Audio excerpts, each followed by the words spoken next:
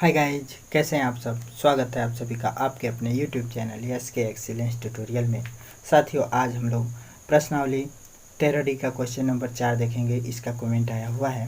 तो question number 4 है कि 20 सेंटीमीटर ऊंचाई और शीर्ष कोण 60 वाले एक शंकु को उसकी ऊंचाई के बीचों बीच से होकर जाते हुए एक तल से दो भागों में काटा गया है, जबकि तल शंकु के आधार के समांतर है। यदि इस प्राप्त शंकु के चिन्हक को व्यास 1/16 सेंटीमीटर वाले एक तार के रूप में बदल दिया जाता है तो तार की लंबाई ज्ञात कीजिए। ठीक है दोस्तों, तो इसको जो हम सबसे पहले जो है एक फिगर के माध्यम से समझ लेते हैं। ठीक है, तो यहाँ पे देखिए फिगर जो हम बना देते हैं। ठीक है, और दोस्तों फिगर समझने से पहले आप लोग एक हमने गलती कर दिया है कि उस फिगर में EF नहीं लिखा है। ठीक है, तो EF यहाँ आप लोग जोड़ दीजिएगा जो भी फिगर बनाइएगा यहाँ पे। ठीक है, क्योंकि ये EF छोड़ दिया है। ठीक है, और यह चिन्हक हम लोग का होगा। चिन्हक जहाँ भी नहीं समझ में आ रहा है कि चिन्हक है कौन, तो चिन्हक हम लोग का ये होगा। ठीक है, FEBC। ठीक है, तो जहाँ भी चिन्हक नहीं समझ में आ रहा है कि चिन्हक होगा क्या, तो FEBC चिन्हक हमारा है। EF छूट गया था। ठीक है, इसके लिए माफ़ी चाहते हैं। ठीक है, तो इसको आप लोग फिगर में ऐड कर लीजिएगा। ठीक है, और चिन्हक जहाँ भी है, जहाँ चिन्हक नहीं समझ में आ रहा है कि चिन्हक है कौन, तो ये आपका चिन्हक होगा FEBC। ये वाला हिस्सा जो है चिन्हक होगा। ठीक है, तो इसी का हम लोग आयतन निकाले हैं आगे वीडियो में। ठीक है, और तुलना किए हैं तार के आयतन से। ठीक है, तो इसको आप लोग देख लीजिएगा, सुधार कर लीजिएगा। ठीक है, और इसके बाद से आप लोग देखिए आगे हमने फिगर कैसे बनाया है और कैसे सवाल को समझाया है। अब यहाँ पे देखिए फिगर जो है हम बनाते हैं। इसको कह रहा है कि एक शंकु है। ठीक है, तो ये एक शंकु बना लेते हैं। ठीक है, ये एक जो है शंकु हो गया। ठीक है, और ये जो है शंकु बना लेते हैं, और कह रहा है कि एकदम इसके बीचों बीच से जो है एक जो है शंकु काट दिया जाता है इस शंकु को। ठीक है, तो ये बीचों बीच से हमने काट दिया, और देखिए इसका जो है टोटल हाइट दे रखा है। टोटल हाइट, तो ये हाइट जो है, टोटल हाइट का मतलब ये वाला हाइट। ठीक है, ये टोटल 20 है। ठीक है, तो ये वाला कितना हो जाएगा 10, और ये वाला हो जाएगा 10। कहने का मतलब ये है कि ये हम इस शंकु को हम लोग नाम दे दें A, B, C, इसको O बिंदु नाम दे दें। ठीक है, और इसको जो है D बिंदु नाम दे दें। ठीक है, और इसको E नाम दे दें, जो कटिंग है ये।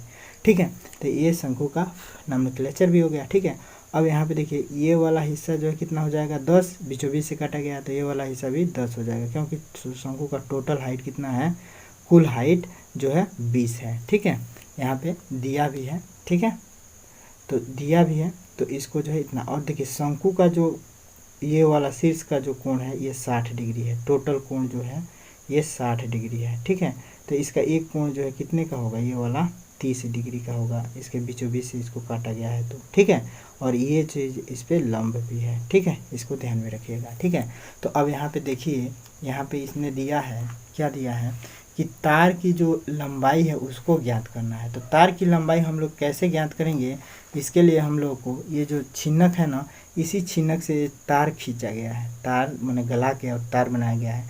तो इस छिन्नक का जो आयतन है उस तार के आयतन के बराबर होगा। तो तार के आयतन से इस छिन्नक का आयतन का हम लोग तुलना कर देंगे, तो जो है क्या हो जाएगा, हम लोग का तार की लंबाई निकल जाएगा। ठीक है, तो आइए देख लेते हैं इसको कैसे हल करेंगे। ठीक है, अब यहाँ पे लिखेंगे हम लोग हल। ठीक है, तो यहाँ पे लिख देते हैं हल, और हल में जो है क्या है, जो दिया है उसको लिख लेते हैं। ठीक है, तो हल में जो है अब हम सबसे पहले जो है जो तार का जो दिया है डाटा, उससे तार की जो है आयतन निकाल लेते हैं। अब तार देखिए कभी भी जो है क्या होगा, तो तार जो है हमेशा गोल होता है, गोलाकार होता है, ये तार है। ठीक है, और ये जो है एक शेप देखा जाए, इसको दो भागों में बांटा जाए। ठीक है, तो एक जो है बेलन के रूप के दिखेगा, तो यानी कि तार का आयतन बराबर बेलन का आयतन लिख सकते हैं हम लोग। ठीक है, तो तार का आयतन निकालने का मतलब हम लोग बेलन के आयतन का सूत्र लगा के तार का आयतन निकाल लेंगे। ठीक है, तो सबसे पहले हम लोग को तार का जो है व्यास दिया हुआ है। ठीक है, दिया है तार का जो है क्या है, तार का व्यास दिया हुआ है। ठीक है, तो इसको बिल्कुल सिंपल तरीके से बताएंगे, इस बार आप लोग जरूर समझ जाएंगे। ठीक है ना, तो तार का व्यास, वीडियो को पूरा देखिएगा। तो तार का व्यास जो है दिया हुआ है कितना, 1/16 सेंटीमीटर। ठीक है, तार का व्यास दिया हुआ 1/16 सेंटीमीटर। तो तार का जो है त्रिज्या कितना हो जाएगा, तो इस तार का त्रिज्या यानी कि सी वाई सिलेंडर का त्रिज्या बराबर हो जाएगा भाई व्यास का आधा होता है, चूँकि डी बराबर दिया हुआ 1/16, तो आर बराबर क्या होगा, तो D/2। और D/2 का मतलब डी का मान है 1/16, अब बटे में 2 करेंगे। ठीक है, तो अब इसको अगर हम लोग सॉल्व करें तो देखिए 1/16, अब बटे में 2 को लिख सकते हैं 2/1 लिख सकते हैं ना।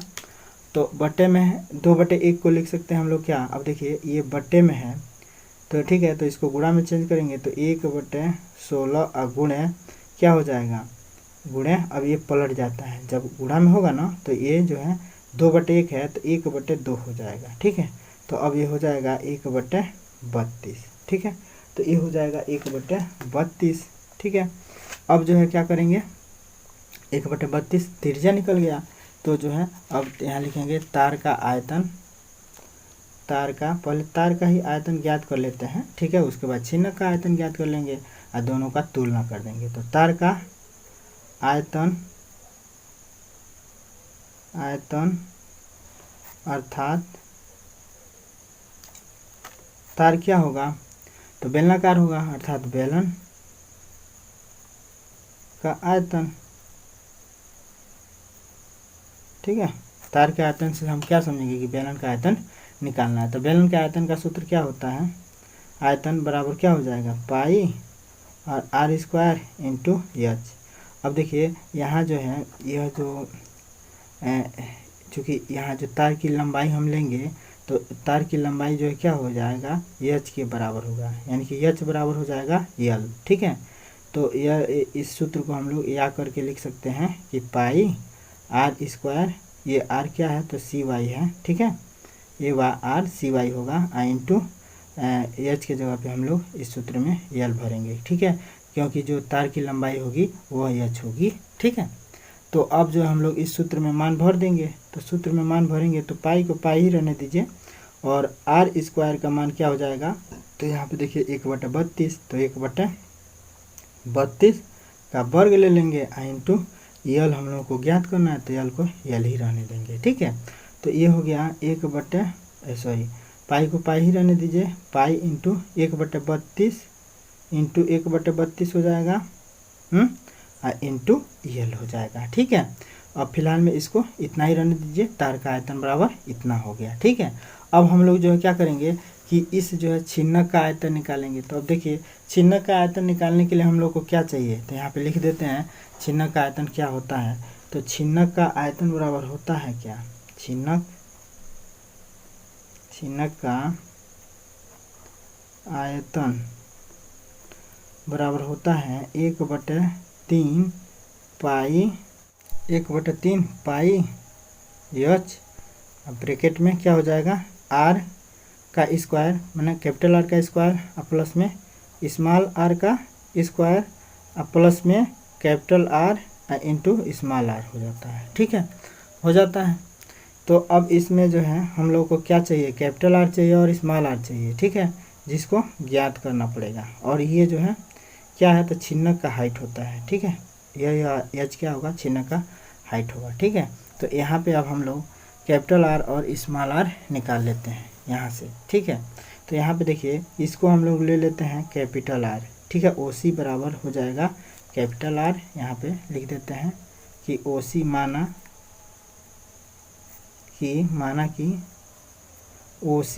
OC क्या है, तो कैपिटल R है और DE स्मॉल r है, DE बराबर है स्मॉल r के। ठीक है, और देखिए और जो है क्या है, और कुछ इसमें मानना है नहीं। ठीक है, अब इस त्रिभुज में हम लोग देखें, किस त्रिभुज में, इस त्रिभुज में चूँकि हम लोग को ये कैपिटल R निकालना है। ठीक है, और स्मॉल r निकालना है। ठीक है, तो अब हम लोग कैपिटल R निकालने के लिए देखिए ये जो है डिग्री है ये 30 डिग्री है। ठीक है, और ये जो है एक समकोण त्रिभुज है। तो समकोण त्रिभुज में हम लोग ये अनुपातिक जो है नियम से tan थीटा और cot थीटा के जो नियम होता है, तो tan थीटा से हम लोग चाहे तो क्या निकाल सकते हैं, ये r निकाल सकते हैं। ठीक है, तो r का एक संबंध निकाल सकते हैं। ठीक है, तो यहाँ पे हम लोग लेंगे त्रिभुज AOC में, यहाँ पे लिखेंगे त्रिभुज AOC में, ठीक है। त्रिभुज AOC में tan 30 बराबर tan 30 डिग्री बराबर क्या हो जाएगा। तो अब देखिए tan 30 बराबर क्या हो जाएगा। तो इस थीटा के हिसाब से देखा जाए तो इसके सामने की जो भुजा होगी वह लंब होगी। तो tan 30 बराबर होता है क्या, लंब बटे आधार।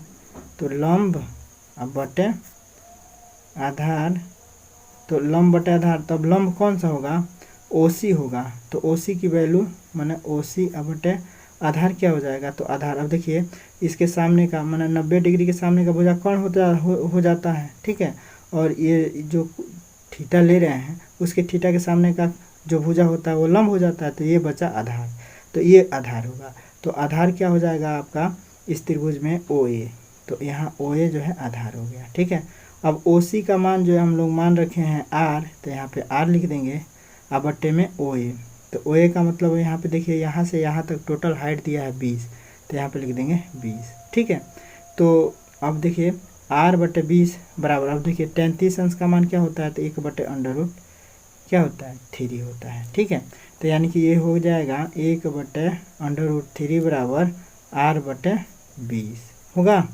तो 1 बटे अंडर रूट 3 बराबर हो जाएगा R बटे 20। तो R बराबर कितना हो जाएगा, तो 20 का इधर गुणा हो जाएगा, तो खाली इधर R बच जाएगा, यानी कि इधर R बचेगा और इसका क्रॉस गुणा होगा तो 20 बटे अंडर रूट 3 हो जाएगा। तो 20 बटे अंडर रूट 3 R का मान हो गया कैपिटल R, ठीक है। कैपिटल R हो गया 20 बटे अंडर रूट 3। अब स्मॉल r निकाल लेते हैं हम लोग। तो स्मॉल r के लिए जो है कौन सा त्रिभुज लेना पड़ेगा, तो ADE, ठीक है। तो त्रिभुज ADE में यहाँ पे लिखेंगे त्रिभुज ADE में tan 30 डिग्री बराबर है, tan 30 इसका भी होगा, ठीक है। तो tan 30 बराबर क्या होगा, लंब अब बटे आधार, ठीक है। तो लंब कितना हो जाएगा, अब इसके लिए देखिए अब 30 डिग्री के सामने का भुजा क्या है, DE है। तो DE बटे क्या हो जाएगा AD, भाई ये जो है आधार हो जाएगा AD। भाई इसके सामने का भुजा A हो गया, तो A हो गया लंब, और यहाँ पे जो है 90 डिग्री यहाँ पे भी ये होगा, ठीक है। एकदम ये पैरेलल रखा है रेखा है, तो ये हो गया कौन, तो यही आधार होगा। तो लंब हो गया DE, ठीक है। तो यहाँ पे लिखेंगे DE अब बटे आधार क्या हो जाएगा AD, यहाँ पे आधार AD हो जाएगा। तो DE जो है हम लोग स्मॉल r मान रखे हैं, ठीक है। तो DE की जगह पे स्मॉल r लिखेंगे, और AD जो है क्या होगा, तो देखिए ये एकदम बीचों बीच से है, तो ये 10 हो जाएगा, ठीक है। तो ये हो जाएगा 10, ठीक है। तो ये हो गया 10। अब और tan 30 अंश का मान हो जाएगा 1 बटे अंडर रूट 3। तो ये क्या हो जाएगा, तो यहाँ पे देखिए 1 बटे अंडर रूट 3 R बटे 10, यहाँ पे लिख देते हैं 1 बटे अंडर रूट 3 बराबर R बटे 10। अब 10 का इधर गुणा कर देंगे तो खाली इधर R बच जाएगा। तो R बराबर यहाँ पे केवल हो जाएगा, भाई इसका इसमें गुणा करेंगे तो हो जाएगा 10 अब बट्टे में अंडर रूट 3 बराबर R, ठीक है। भाई यहाँ पे देखिए इसका तिरछा तिरछी गुणा करेंगे तो इसका इसमें गुणा कर देंगे, R को यहीं रहने देंगे, ठीक है। तो R बराबर हो जाएगा 10 बटे अंडर रूट 3। तो स्मॉल r हो गया 10 बटे अंडर रूट 3, ठीक है। तो अब हम लोग जो है वक्र पृष्ठ का जो है इसका छिन्नक का आयतन निकाल लेंगे। अब जो है छिन्नक का आयतन निकाल लेंगे, यानी कि इस सूत्र में मान भर देंगे। तो छिन्नक का आयतन बराबर अब लिखेंगे 1/3 इंटू पाई, और यह h कितना होगा, तो छिन्नक का हाइट ये होगा 10, ठीक है। तो इस h का मान जो है हम लोग यहाँ पे दिखा देंगे कि h बराबर है 10 के, ठीक है। यहाँ पे h 10 के बराबर है। तो यहाँ पे पाई इंटू जो है 10 हो जाएगा। अब ब्रैकेट में जो है अब कैपिटल R का स्क्वायर का मतलब, कैपिटल R का स्क्वायर का मतलब 20 बटे अंडर रूट 3 का वर्ग। तो 20 बटे अंडर रूट 3 का वर्ग, और धन में स्मॉल r का वर्ग। तो स्मॉल r कितना निकला है, तो स्मॉल r निकला है 10 बटे अंडर रूट 3। तो 10 बटे अंडर रूट 3 का वर्ग कर देंगे, ठीक है। अब प्लस में जो है क्या हो जाएगा, तो r इंटू r मैंने कैपिटल R इंटू R, तो यानी कि 20 बटे अंडर रूट 3 इंटू 10 बटे अंडर रूट 3 हो जाएगा, ठीक है। ब्रैकेट बंद हो जाएगा, ठीक है।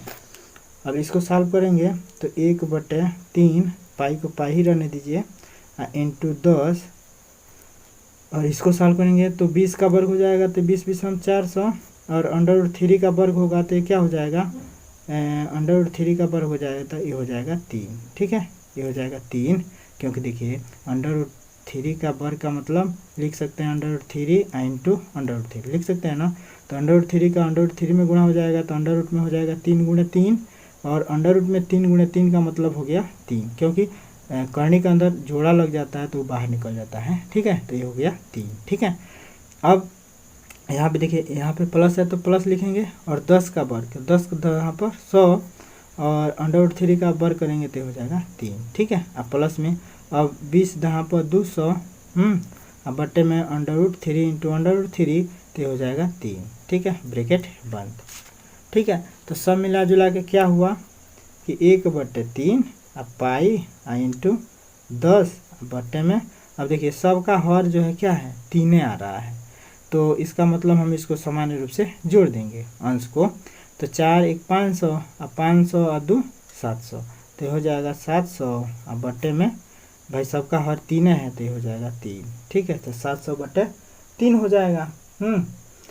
अब देखिए, तो इसको अब हम लोग जो है किससे तुलना कर देंगे, यही जो है मान लीजिए आयतन हो गया, तो यह आयतन जो है किसके बराबर होगा, इस तार के आयतन के बराबर होगा।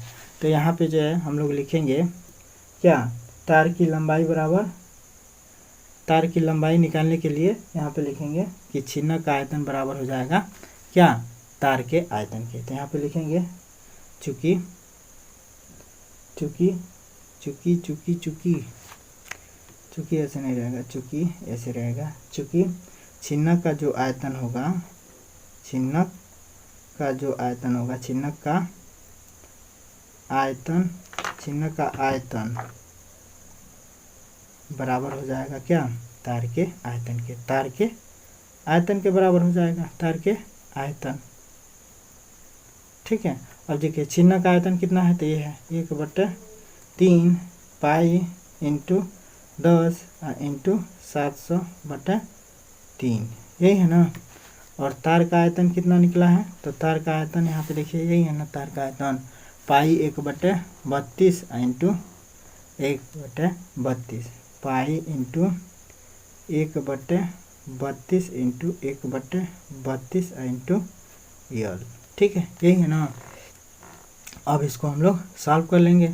अब देखिए पाई से पाई कैंसिल हो जाएगा। ठीक है, और क्या हो जाएगा इधर, तो ये देखिए ये हो जाएगा 1/3 गुणे 10 ऊपर रहेगा, गुणे क्या हो जाएगा 700 बट्टे में 3, इधर क्या हो जाएगा 1/32 गुणे 1/32 गुणे यल हो जाएगा। ठीक है, तो अब जो हम लोग क्या करते हैं, अब जो हम लोग क्या करेंगे, इसको सॉल्व करने के लिए इसको जो है इधर ले आएंगे। ठीक है, और यल को यहीं रहने देंगे, तो इधर हम लोग लिख सकते हैं यल बराबर, ठीक है, यल बराबर, अब भाई देखिए 1/32 जब इधर आएगा ना तो उलाट के लिखेंगे, और 1/32 को उलाट के लिखेंगे। तो देखिए अब इसको तो ऐसे ही लिख लेते हैं भाई, 1 गुणा 10 हो जाएगा तो 10/3 ये हो जाएगा।